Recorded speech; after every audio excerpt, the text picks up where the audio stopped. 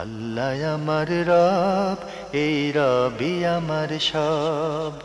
দামে দামে তুন মনে তারি অনুভব।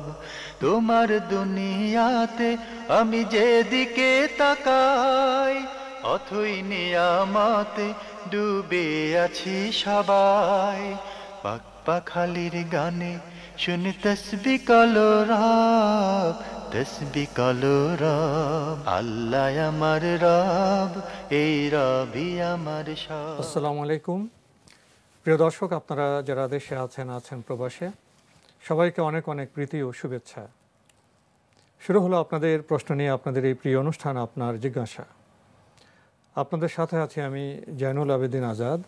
আজকেও আপনাদের প্রশ্নের জিজ্ঞাসার জবাব দিচ্ছেন বিশিষ্ট আলেম ডক্টর মোহাম্মদ সাইফুল্লাহ। আসসালামু আলাইকুম ওরহমতুল্লাহি ওয়া বারাকাতুহু। প্রিয় দর্শক, চলুন তাহলে জিজ্ঞাসার জগতে। শুরুতে একটি ইমেল, এটি পাঠিয়েছেন আল কবির, নওগাঁ থেকে। লিখেছেন, আল্লাহর গুণবাচক নামের সাথে পুরোপুরি মিলিয়ে রাখা নাম কি ঠিক, যেমন আল কবির? না, এই ধরনের নাম রাখা উচিত নয়। আল্লাহ রাব্বুল আলামিনের যে সমস্ত আসমাউল হোসনা রয়েছে সেগুলোর সাথে মিল রেখে কেউ যদি কারো নাম করে থাকেন তাহলে ভুল করেছেন। বাকি আল্লাহ রাব্বুল আলামিনের আসমাউল হোসনার সাথে আপনি তাবিদ করতে পারেন। তাবিদ হচ্ছে আব্দুল কবির, আব্দুল করিম, আব্দুর রাহিম, আব্দুর রহমান, আব্দুর রাজ্জাক ইত্যাদি ইত্যাদি। সেখানে তাবিদ করে মানে আপনি আব্দ শব্দটা যোগ করে দিয়ে রাখতে পারেন। যেহেতু আল্লাহর বান্দা আমরা সবাই, তাই এটা আল্লাহ রাব্বুল আলামিনের কাছে সবচেয়ে বেশি পছন্দনীয়, উত্তম হচ্ছে সেভাবে রাখা। তাই আল কবির কারো নাম রাখা, এই নাম রাখা শুদ্ধ নয়, সঠিক নয়, ভুল আছে এর মধ্যে। প্রিয় দর্শক, এবার আমাদের হাতে আরও একটি ইমেল, এটি পাঠিয়েছেন মোহাম্মদ নুরুল ইসলাম, টিকাটুলি, ঢাকা থেকে। আপনি লিখেছেন, এত সুন্দর প্রোগ্রামের জন্য আপনাদের সবাইকে ধন্যবাদ। আমার কিছু কোয়েশ্চেন ছিল, জানালে অনেক উপকৃত হতাম। নাম্বার 1, আমি শুনেছি জমজমের পানি পান করার আগে নাকি বিসমিল্লাহ বলতে হয় না, এবং দাঁড়িয়েও পশ্চিম দিকে তাকিয়ে পান করতে হয়। কথাটা কতটুকু সঠিক? আপনি বলেছেন, আপনি শুনেছেন, ঠিকই বলেছেন, শুনেছেন, শুদ্ধ নয়। জমজমের পানি যদি কেউ পান করতে চান তাহলে পানি পান করার যে আদব রয়েছে সে আদব রক্ষা করাটাই হচ্ছে সুন্নাহ। দাঁড়িয়ে পান করার মানে বিষয়টি যেটি উল্লেখ করা হয়েছে কেবলামুখী হয়ে, এটি একটি বিতর্কিত। এই রেওয়ায়তটি ইমাম ইবনে মাজাহ রাহমাতুল্লাহ সুনানের মধ্যে বর্ণনা করেছেন। এটি বিতর্কিত বর্ণনা, মানে হাদিসের মধ্যে দুর্বলতা রয়েছে, গ্রহণযোগ্য নয়। তাই সুন্নাহ তরিকা হচ্ছে জমজমের পানি আমরা যেভাবে স্বাভাবিকভাবে পান করে থাকি সেভাবে পান করা, এটাই সুন্নাহ। কেউ কেউ বলেছেন যে জমজমের পানি সম্মানার্থে দাঁড়ানোর বিষয়টি এই হাদিস থেকে বোঝা যায়। কিন্তু যদি সেই হাদিসটি সনদের দিক থেকে গ্রহণযোগ্য হতো, যেহেতু হাদিসটা মোটেই গ্রহণযোগ্য নয়, সেক্ষেত্রে জমজমের পানি এবং অন্য পানি পান করার ক্ষেত্রে একই, তবে জমজমের পানির ভিন্ন বৈশিষ্ট্য রয়েছে। সেটা হলো রাসূলুল্লাহ সাল্লাল্লাহু আলাইহি ওয়াসাল্লাম হাদিসের মধ্যে বলেছেন, মা উ জমজম লিমা শুরিবা লাহ। সহিহ হাদিসের মধ্যে এসেছে, ইবনে মাজাহ তার সুনানের মধ্যে বর্ণনা করেছেন, আবু দাউদ তার মুসনাদের মধ্যে বর্ণনা করেছেন, আহমদ ইবনে হাম্বল রাহমাতুল্লাহি মুসনাদের মধ্যে বর্ণনা করেছেন। মানে এই বর্ণনা থেকে বোঝা যাচ্ছে মা উ জমজম লিমা শুরিবা লাহ, জমজমের পানি যে যে উদ্দেশ্যে পান করবে মানে সে সেই উদ্দেশ্যে লাভ করবে। তাহলে বোঝা গেল যে এর অনেক বেশি গুরুত্ব রয়েছে, অনেক বেশি ফজিলত রয়েছে। বাকি এই পানি পানের ক্ষেত্রে দাঁড়ানোর শর্ত অথবা কেবলামুখী হওয়ার শর্ত, এ ধরনের যে বক্তব্যগুলো রয়েছে এগুলো সহি বা বিশুদ্ধ নয়। শুদ্ধ কথা হচ্ছে পানি পান করার জন্য যে আদব রয়েছে সে আদব জমজমের পানির ক্ষেত্রে প্রযোজ্য। এখানে বলা হয়েছে যে জমজমের পানি পান করার আগে বিসমিল্লাহ বলা যাবে না। ওটা বলেছি, ওটাও শুদ্ধ নয়, শুদ্ধ নয়। বিসমিল্লাহ বলবেন। আমরা স্বাভাবিকভাবে যে পানি খাই, আমরা বিসমিল্লাহ বলি তো খাবো। জি জি, খাবার এক্ষেত্রে কি পশ্চিম দিক হলে কোনো অসুবিধা আছে? পশ্চিম দিকে খেলে না, কোনো অসুবিধা নেই। এটা বাধ্যতামূলক না, বাধ্যতামূলক নয়। এগুলো এখানে তো মানে শর্ত করে দেওয়া হচ্ছে যে আপনি পূর্ব দিকেও পান করতে পারেন, পশ্চিম দিকেও পান করতে পারেন, যে কোনো দিকে আপনি পান করতে পারেন। প্রিয় দর্শক, এবার আমাদের হাতে একটি ইমেল, এটি পাঠিয়েছেন মোহাম্মদ তালুকদার। লিখেছেন, ইফ এনি পারসন প্রেজ ইশা সালাত উইথ 4 রাকাত ফরজ, 2 রাকাত সুন্নাত and 1 রাকাত বিতর, is this right? জি, সুন্দর পড়েছেন। 4 রাকাত ফরজ আদায় করেছেন আর 2 রাকাত সুন্নাত, 1 রাকাত বিতর। এটি জায়েজ না জায়েজ নয়? আনাস ইবনে মালিক রাদিয়াল্লাহু তাআলা বর্ণিত সহিহ মুসলিমের হাদিস দ্বারা সাব্যস্ত হয়েছে। উনি বিতর 3 রাকাত পড়েন, তারপর কি উনি কোনো নফল নামাজ পড়তে পারবেন? হ্যাঁ, আপনি যদি ভিতরে সালাত আদায় করেন তারপরে যদি আপনি পরবর্তীতে নফল সালাত আদায় করেন তাও আপনার জন্য জায়েজ রয়েছে, না জায়েজ নয়। তবে উত্তম হচ্ছে যেটা সেটা হলো নফলের সালাতের শেষে ভিতরটা একেবারে শেষ সালাত হিসেবে, মানে রাসূলুল্লাহ সাল্লাল্লাহু আলাইহি ওয়াসাল্লাম বলেছেন ওয়াজআল আখিরা সালাতুকুম ফিল লাইল সালাতুল ভিতর। রাসূলুল্লাহ সাল্লাল্লাহু আলাইহি ওয়াসাল্লাম বলেছেন যে তোমরা তোমাদের ভিতরের সালাতটাকে রাতের শেষ সালাত হিসেবে তোমরা পরিণত করো, রাতের শেষ সালাত হিসেবে আদায় করো। তাই ভিতরটা রাত্রের শেষ সালাতের মধ্যে, রাতের নামাজগুলোর মধ্যে শেষ নামাজ ভিতর আদায় করাটা হচ্ছে সুন্নাহ অথবা উত্তম কাজ। কিন্তু কোনো ব্যক্তি যদি ভিতর প্রথম রাতে আদায় করলো, সন্ধ্যা রাতে আদায় করলো, কিন্তু পরে শেষ রাতে উঠলো, তিনি দেখলো যে আমার এখন সুযোগ আছে, আমি কিছু নফল সালাত আদায় করতে পারি। অথবা তিনি সন্ধ্যা রাতে ভিতরে সালাত আদায় করার পর কিছুক্ষণ ঘুমালেন, ঘুম থেকে উঠলেন, দেখলেন যে একটু ভালো লাগতেছে, কিছুক্ষণ আল্লাহ সুবহানাহু ওয়া তাআলার এই রাতের বেলায় আল্লাহ রাব্বুল আলামিনের কাছে ধর্ণা দিই, আল্লাহ রাব্বুল আলামিনের সিজদা আদায় করি, তাহলে তিনি যদি নফল সালাত আদায় করেন তার জন্য এটি জায়েজ রয়েছে, না জায়েজ নয় তিনি আদায় করতে পারবেন। প্রিয় দর্শক, এবার আমাদের হাতে যে ইমেলটি, এটি পাঠিয়েছেন সাইদা মরিয়ম, উত্তর রেসকোর্স কুমিল্লা থেকে লিখেছেন, আমার প্রশ্ন হলো আমার নিত্য ব্যবহার্য কাপড় চোপড় পবিত্র করব কিভাবে? তাছাড়াও বিশেষ কিছু ক্ষেত্রে যেমন পিরিয়ডের শেষে বা অন্য নাপাকি লাগলে কাপড় পবিত্র করার ইসলামী তরিকা কি? এক্ষেত্রে আলেমদের দ্বিমত রয়েছে, দুটি বক্তব্য রয়েছে। আহমদ ইবনে হাম্বল রহমতুল্লাহ আলাইহি, ইমাম শাফি রহমতুল্লাহ একটি বক্তব্য দ্বারা প্রমাণিত হয়েছে। তারা বলছেন যে 3 বার ধুত করতে হবে, যেহেতু রাসূলুল্লাহ সাল্লাল্লাহু আলাইহি ওয়াসাল্লাম একটি হাদিসের মধ্যে ইরশাদ করেছেন। এই হাদিসটি ইমাম আবু দাউদ এবং তিরমিজি সুনানের মধ্যে বর্ণনা করেছেন। আবু হুরায়রা রাদিয়াল্লাহু আনহু তিনি বলেন যে রাসূলুল্লাহ সাল্লাল্লাহু আলাইহি ওয়াসাল্লাম বলেছেন, ইজা কাম আহাদুকুম মিন নাওমিহি ফালা ইয়াগবিস ইয়াদাহু ফিল ইনাই হাত্তা ইয়াগসিলাহা সালাসান। যে তোমাদের মধ্যে কোনো ব্যক্তি যখন ঘুম থেকে উঠবে, তখন ঘুম থেকে ওঠার পরে সে যেন তার হাতকে পানির পাত্রের মধ্যে না দেয়, হাত্তা ইয়াগসিলাহা সালাসান, 3 বার ধৌত করা ব্যতীত। ফালা ইয়াদরি আইনা বাতাত ইয়াদুহু, তার হাতটা কোন জায়গায় ছিল ঘুমের সময় সে তো জানে না ঘুমের মধ্যে তার হাতটা কোথায় ছিল। হাদিস থেকে আহমদ ইবনে হাম্বল রহমতুল্লাহ সহ একদল আহলে হাদিস মুহাদ্দিসিনে কেরাম এখান থেকে মানে তারা যেই মানে ইস্তেমবাত করেছেন, যে বিধানটি উদ্ঘাটন করেছেন, সেটি হচ্ছে এই, তারা বলছেন এখানে সালাসান 3 বার ধুতে বলেছেন, যেহেতু এখানে নাজাসাতের কথাও রাসূল সাল্লাল্লাহু আলাইহি ওয়াসাল্লাম উল্লেখ করেন নাই, কিন্তু সম্ভাবনার কথা এটা মাযান্নাতুন নাজাসা, নাজাসাতের সম্ভাবনা, খুব সূক্ষ্ম কথা, কিন্তু খুব সূক্ষ্ম একটা বিষয়। সেটা হলো মাযান্নাতুন নাজাসা, মানে নাপাক বস্তুর বা নাপাকের সম্ভাবনাকে রাসূল সাল্লাল্লাহু আলাইহি ওয়াসাল্লাম 3 বার ধুতে বলেছেন।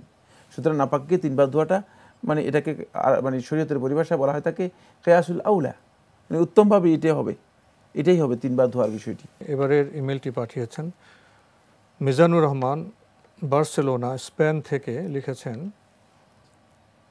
আরবি পড়তে না পারলে বাংলায় উচ্চারণ দেখে কোরআন পড়লে কতটুকু শুদ্ধ হবে জানাবেন? খুব গুরুত্বপূর্ণ প্রশ্ন করেছেন। আরবি পড়ার জন্য চেষ্টা করতে হবে। আল্লাহর কালাম আল্লাহ রাব্বুল আলামিন অবতীর্ণ করেছেন আমরা যাতে পড়তে পারি, তেলাওয়াতটুকু করতে পারলাম না, এটা দুঃখের বিষয়। বাকি বাংলা উচ্চারণের মূলত আরবি কোরআনে কারিমের তেলাওয়াত হয় না। কোরআনে কারিমের যে বিশুদ্ধ তেলাওয়াত রয়েছে, বাংলা যেহেতু বাংলা যে অক্ষরগুলো আছে সবগুলো দিয়ে আরবি উচ্চারণ যথেষ্ট হয় না। ফলে অধিকাংশ আহলে তাহকিক মুহাক্কিক উলামায়ে কেরাম বক্তব্য হচ্ছে মানে বাংলায়, ইংরেজিতে, ফার্সিতে বা অন্য কোনো ভাষায় এর উচ্চারণ শুদ্ধ নয়, এর উচ্চারণ আরবিতেই হতে হবে। যেহেতু আল্লাহ রাব্বুল আলামিনের কালাম, এর উচ্চারণের মধ্যে ভুল হয়ে গেলে তাহলে আপনি গুনাহগার হওয়ার সম্ভাবনা রয়েছে। তাই এর বাংলা উচ্চারণ নয়, বরং আপনি আরবি শেখার জন্য চেষ্টা করুন।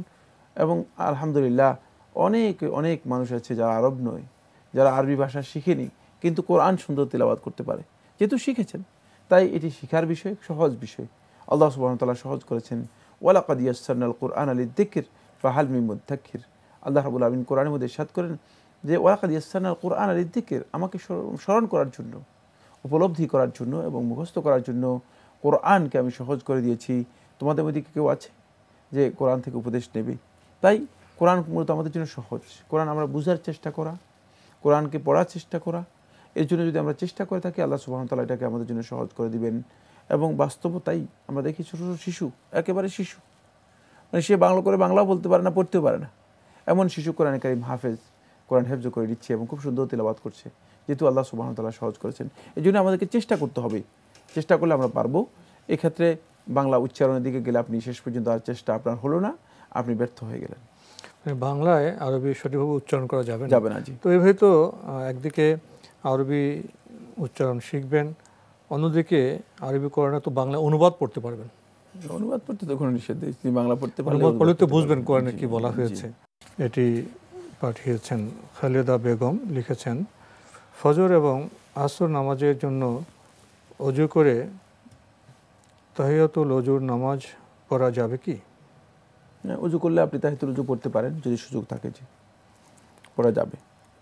আপনি আরও লিখেছেন আমাদের রাসূল করিম সাল্লাল্লাহু আলাইহি ওয়াসাল্লাম তার নাতিদের জন্য এবং হযরত ইব্রাহিম আলাইহিস সালাম তার ছেলেদের জন্য যে আয়াত পড়ে দোয়া করে আল্লাহ তাআলার হেফাজত দিতেন, আল্লাহ তাআলা হেফাজতে দিতেন, আমি সেই দোয়া পড়ে আমার সন্তানদের জন্য আল্লাহ তাআলার হেফাজতে দিতে পারবো কি?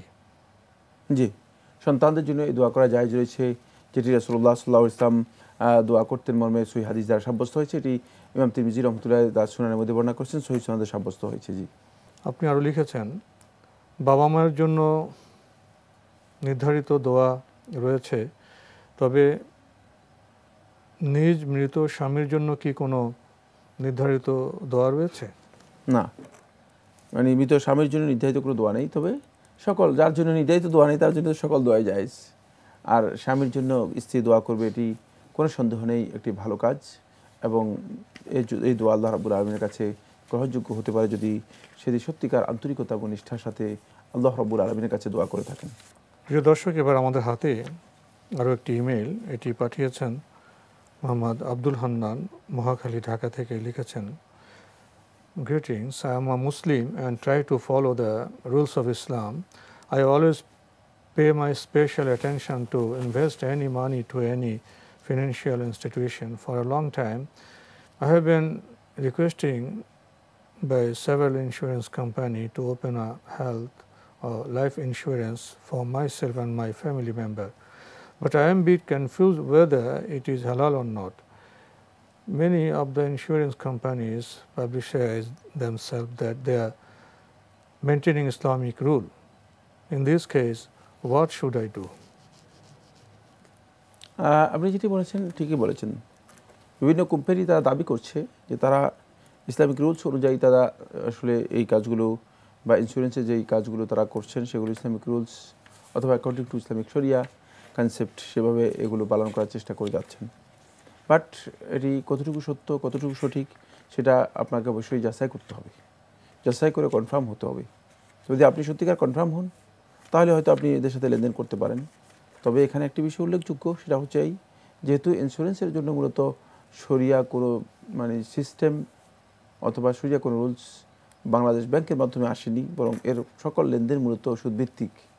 তাই সেক্ষেত্রে সতর্কতা অবলম্বন করা এবং সুদ থেকে নিজেকে মুক্ত রাখা এটি একটা অপরিহার্য দায়িত্ব। যেহেতু আল্লাহর বান্দাগণ কোনো অবস্থাতেই যদি সুদের কোনো সম্পৃক্ততা থাকে সেই লেনদেন থেকে নিজেদেরকে পরহেজ করবে, বিরত থাকবে। প্রিয় দর্শক, এবার আমাদের হাতে যে চিঠিটি এটি পাঠিয়েছেন মোহাম্মদ জাহিদুল হাসান, লালবাগ রোড, ঢাকা থেকে। লিখেছেন কোনো ব্যক্তির নাম যদি আব্দুল মুকিত হয় তবে তাকে শুধু মুকিত নামে ডাকলে কি গুনাহ হবে? মুকিত নামে ডাকলে শুদ্ধ হবে না, গুনাহ হবে না। কারণ এটা মুকিত নামে হবে না, গুনাহ হবে না। শুদ্ধ হবে না, গুনাহ হবে না। কারণ আমরা তো ডাকছি, আমরা আসলে জাহেল মানুষ, আমরা জানি না এর অর্থটা কি। যেমন আপনি যাকে জিজ্ঞেস করেন মুকিত শব্দের অর্থ কি, বলে কিছু জানি না, তবে মুকিতটা কী জিনিস তাও জানি না। ফলে এই কাজটা মানে এভাবে নাম ডাকাও শুদ্ধ নয়। আর যদি কোনো ব্যক্তি এই কাজটা এভাবে ডাকেন তাহলে তিনি গুনাহগার হবেন না, যেহেতু তিনি আসলে তাকে মূলত আল্লাহর সিফত দিচ্ছেন না, যেহেতু তিনি জানেন না। এই জন্য এটাকে আমাদের সংশোধন করে নেওয়া দরকার। আমাদের জানা দরকার যে আল্লাহ রাব্বুল আলামিন যে সমস্ত সিফাত রয়েছে, যে সমস্ত আসমাউল্লাহিল হুসনা রয়েছে, আল্লাহ সুবহানাহু ওয়া তাআলার সুন্দর সুন্দর নাম রয়েছে, সেগুলো মূলত যদি কারো নাম রাখা হয় তাকে, তাহলে তাকে সেই নামেই রাখতে হবে। সেক্ষেত্রে কোনো ব্যক্তিকে আল্লাহ রাব্বুল আলামিনের কোনো সিফত অথবা কোনো মানে সুন্দর নাম দিয়ে কোনো ব্যক্তিকে আল্লাহর নাম দিয়ে ডাকা জায়েজ নেই। সুতরাং আব্দুল মুকিতকে আপনি কেন মুকিত ডাকতেছেন? তো আমাদের আব্দুল মুকিত, আব্দুল আলিমকে কেন আলিম ডাকতেছেন? তখন আপনি আব্দুল আলিমই বলবেন, এটা হচ্ছে সুন্নাহ। আপনি আরও লিখেছেন পবিত্র আশুরার রোজা রাখার নিয়ম কি, কবে রোজা রাখতে হবে এবং কতদিন রাখতে হবে? আশুরা হচ্ছে মূলত মুহররমের 10 তারিখ সিয়াম পালন করাকে আশুরা বলা হয় থাকে। মুহররমের 10 তারিখের ওই দিবসটাই মূলত আশুরা, মানে 10ম দিন। রাসূলুল্লাহ সাল্লাল্লাহু আলাইহি ওয়াসাল্লাম হাদিস দ্বারা সাব্যস্ত হয়েছে, রাসূলুল্লাহ সাল্লাল্লাহু আলাইহি ওয়াসাল্লাম বলেছেন লাইনিশ তুইলা কাবিলিন লা সুমান্নাত তাসা, যদি আমি আগামী বছরে জীবিত থাকি তাহলে আমি 9 তারিখও সিয়াম পালন করব। তাই আশুরার সিয়াম যদি কেউ 10 তারিখে পালন করতে পারেন তার জন্য সুন্নাহ হচ্ছে, উত্তম হচ্ছে তিনি 9-10 পালন করবেন। তাহলে তিনি রাসূলুল্লাহ সাল্লাল্লাহু আলাইহি ওয়াসাল্লাম যেটি আগ্রহ প্রকাশ করেছেন সেটাও করলেন, আর 10 তারিখে সিয়াম পালন করলেন। আর যদি কেউ মনে করে যে না আমি চাই যে আরও বেশি পালন করার জন্য, তাহলে 9, 10, 11 3 দিন তিনি পালন করতে পারেন। আর যদি কেউ মনে করে যে না আমার সামর্থ্যে শরীরের অবস্থা সব মিলিয়ে আমার পক্ষে 3 দিন পালন করা সম্ভব নয়, 2 দিন পালন করা সম্ভব, শুধুমাত্র 10 তারিখে সিয়াম পালন করতে চান, তাহলেও তার জন্য এটি জায়েজ রয়েছে, যেহেতু রাসূলুল্লাহ সাল্লাল্লাহু আলাইহি ওয়াসাল্লাম 10 তারিখে সিয়াম পালন করেছেন, সহিহ বর্ণনার মাধ্যমে সাব্যস্ত হয়েছে। তাই আপনি 10 তারিখে পালন করতে পারেন, 9, 10 পালন করতে পারেন, 9, 10, 11 পালন করতে পারেন। আশুরা সিয়ামের ক্ষেত্রে মূলত সবটাই জায়েজ রয়েছে, যেহেতু রাসূলুল্লাহ সাল্লাল্লাহু আলাইহি ওয়াসাল্লামের নির্দেশনা এই সকল ক্ষেত্রে পাওয়া যায়। 10 এবং 11 তারিখে রাখতে পারবেন? 10 এবং 11? হ্যাঁ, 10, 11 রাখলে 2 দিন রাখলেন, 10 এবং 11 রাখলে 2 দিন রাখলেন। জি, তো আজকে আমাদের এখানে শেষ করতে হচ্ছে। আপনাকে অনেক ধন্যবাদ। আপনাকে অশেষ ধন্যবাদ। প্রিয় দর্শক, আমরা তো রোজা রেখে থাকি, রোজা রাখার আকাঙ্ক্ষা প্রকাশ করে থাকি, কিন্তু রোজার লক্ষ্য কী? সে লক্ষ্যে উপনীত হওয়ার চেষ্টা থাকলে, আন্তরিকতা থাকলে আমাদের রোজা পালন ইনশাআল্লাহ সার্থক হবে। চিঠি লিখুন, প্রশ্ন পাঠান আমাদের ঠিকানায়। পরিচালক আপনার জিজ্ঞাসা, এনটিভি, বিএসসি ভবন, 7ম তলা, 102 কাজী নজরুল ইসলাম এভিনিউ, কারওয়ান বাজার, ঢাকা 1215। আপনারা ইমেলও করতে পারেন। আমাদের ইমেল অ্যাড্রেস আপনার জিজ্ঞাসা @ntvbd.com। প্রিয় দর্শক, আপনারা আমাদের এই অনুষ্ঠানটি এনটিভি অনলাইনেও দেখতে পারবেন। ভিজিট করুন www.ntvbd.com। দর্শক, আপনারা সবাই নিরাপদে থাকুন, থাকুন শান্তিতে। আসসালামু আলাইকুম। আমার রব, এই রবি আমার সব, দামে দামে তুন মনে তারি অনুভব। তোমার দুনিয়াতে আমি যেদিকে তাকাই, অথই নিয়ামতে ডুবে আছি সবাই। পাক পাখালির গানে শুনি তসবিহ কলরা।